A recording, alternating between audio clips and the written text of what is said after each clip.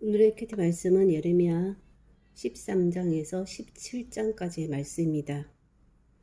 허리띠를 바위 틈에 감추어서 쓸 수 없게 하였는데 이것은 유다의 교만을 썩게 하여 쓸 수 없게 할 것이고 띠가 허리에 속한 같이 그들로 내 백성이 되게 하여 내 이름, 명예, 영광이 되게 하려 하였으나 듣지 않았다.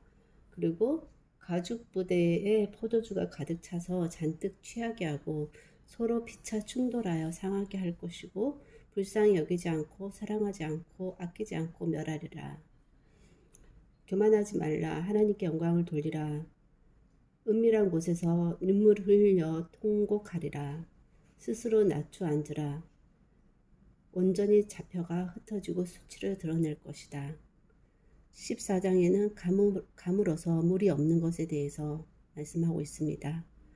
계속해서 예레미야가 하나님께 기도하는 내용과 또 하나님의 답변의 말씀들이 나오는데, 하나님이여 우리의 죄악이 우리에게 대하여 증언할지라도 주는 주의 이름을 위하여 일하소서. 우리의 타락함이 많고 주께 범죄하였습니다. 주는 우리 가운데 계시고 우리는 주의 이름으로 일컬음을 받는 자이오니 우리를 버리지 마옵소서. 하나님께서는 그들이 어그러진 길을 사랑하여 그들의 말을 멈추지 아니하므로 그들을 받지 않고 그들의 죄를 기억하고 벌하리라. 이 백성을 위하여 복을 구하지 말라. 금식해도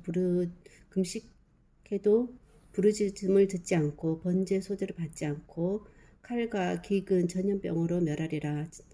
장사할 자가 없다. 하나님이여 주께서 유다를 온전히 버리시나이까? 우리를 치시고 치료하지 아니하시나이까? 평강을 바라도 좋은 것이 없고 치료받기를 기다리나 두려움만 보나이다. 주의 이름을 위하여 우리를 미워하지 마소서. 주의 영광의 보좌를 욕되게 하지 마시고 주께서 세우신 언약을 기억하시고 패하지 마소서. 15장에서도 하나님은 내 마음은 이 백성을 향할 수 없고 그들을 내 앞에서 쫓아내보내리라. 내가 나를 버렸고 물러갔으므로 너를 멸하였노니 뜻을 돌이키기에 지쳤다.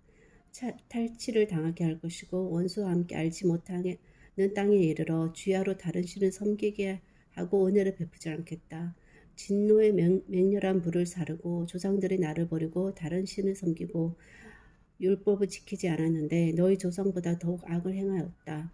각기 악한 마음에 완악함을 따라 행하고 순종하지 않았다. 만물보다 거짓되고 심히 부패한 마음을 살펴 그들의 행위들을 보응할 것이다. 하나님이여 주는 나를 기억하시며 돌보시사 나를 박해하는 자에게 보복하시고 주의 오래 참으심으로 나를 멸망하지 아니하게 하옵시며 주를 위하여 내가 부끄러움 당하는 줄을 아시옵소서. 나는 주의 이름으로 일컬음을 받는 자라. 내가 주의 말씀을 얻어먹었사오니 주의 말씀은 내게 기쁨과 즐거움이오나 주는 분노로 내게 채우셨습니다. 나의 고통이 계속하여 상처가 중하여 낫지 않습니다. 하나님은 나의 힘, 요새 환난 날의 피난처십니다. 영화로우신 보좌시고 시작부터 높이 계신 우리의 성소이시며 이스라엘의 소망이시고 무릇 주를 버리는 자는 다 수치를 당할 것이라. 주는 나의 찬송이시니 나를 고치소서. 그리하시면 내가 구원을 얻으리이다. 주는 내게 두려움이 되지 마옵소서. 재앙의 날에 주는 나의 피난처시니이다. 나를 박해하는 저로 치욕을 당하게 하시고 나로 치욕을 당하게 마옵소서. 배나 되는 멸망으로 그들을 멸하소서. 하나님께서는 스스로 삼가서 안식일을 거룩히 해라. 내가 만일 돌아오면 너를 다시 이끌어 내 앞에 세울 것이다. 헛된 것을 버리고 귀한 것을 말한다면 나의 입이 될 것이다. 이 백성 앞에 견고한 노선벽이 될 것이고 너를 칠지라도 이기지 못하고 악한 자의 손에서 건지며 무서운 자의 손에서 구원하리라. 너를 강하게 할 것이고 복을 받게 할 것이다. 조상들에게 준 그들의 땅으로 인도하여 드릴 것이고 하나님을 의뢰하는 자는 복을 받을 것이며 걱정이 없고 결실하여 그치지 않을 것이다. 조상들보다 더 범죄하는 이스라엘 후손들로 인해서 더 이상 뜻을 돌이키기에 지친 하나님이 이제 칼, 기근, 전염병으로 심판을 앞두시고 예레미야의 기도와 하나님의 응답하시는 말씀을 통해서 하나님을 버린 자는 수치를 당하나 하나님을 의지하는 자는 복을 받을 것과 특별히 예레미야와 함께 하셔서 구원하실 것, 그리고 마음을 살피고 행위에 따라 보응할 것, 즉 하나님께서 계속해서 말씀하신 대로 다 하시겠다는 것을 또 말씀하고 계십니다.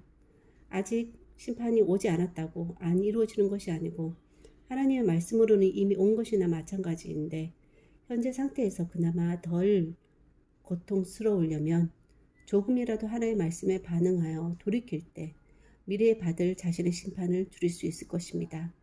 하지만 사람은 어리석고 미련해서 당해봐야 후회하니 결국 당하고 말 것입니다. 하나님께 심판받을 짓을 하지 말고 하더라도 경고의 말씀에 바로 돌이키고 계속 무시했더라도 심판 전에 돌이키고 심판 직전이라도 돌이킨다면 오롯이 심판을 다 당하는 것보다는 덜 고통스러울 것입니다. 어쨌든 가장 최악의 상황이라도 결국 회개하고 하나님께 돌아가 그때라도 다시 시작하면 되는 것인데 아무 일이 없어도 혹은 있어도 하나님과 관계없이 계속해서 살아간다면 그것이야말로 가장 큰 심판일 것입니다. 하나님을 믿을래야 믿을 수 없는 상황, 믿어지지 않는 것이 가장 큰 심판이요 불행이 아닐 수 없을 것입니다.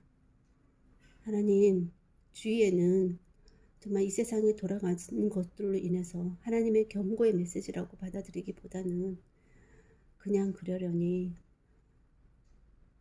그냥 하나님과 전혀 관계 짓지 않고 살아가는 많은 사람들이 있습니다.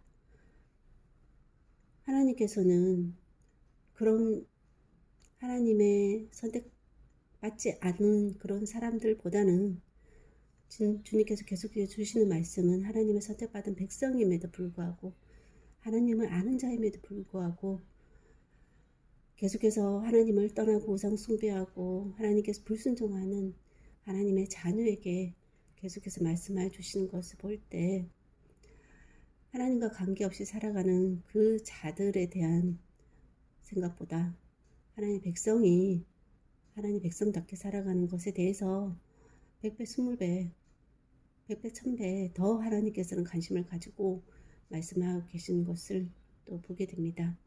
그런 관점에서 또 오늘 제가 계속해서 말씀해 주시는 하나님의 음성을 또 귀를 기울여 듣지 않고 있는 것이 무엇인지, 응답하지 않는 것은 무엇인지, 하나님 앞에 하나님이 뜻을 돌이키기에 지쳐서 심판하실 수밖에 없는 하나님 앞에 범죄함은 무엇인지 우둔하여 깨닫지도 못하고 말씀하고 있는데도 듣지도 못하는 그런 부분들은 무엇인지에 대해서 또 다시 한번 알 수 있도록 도와주시고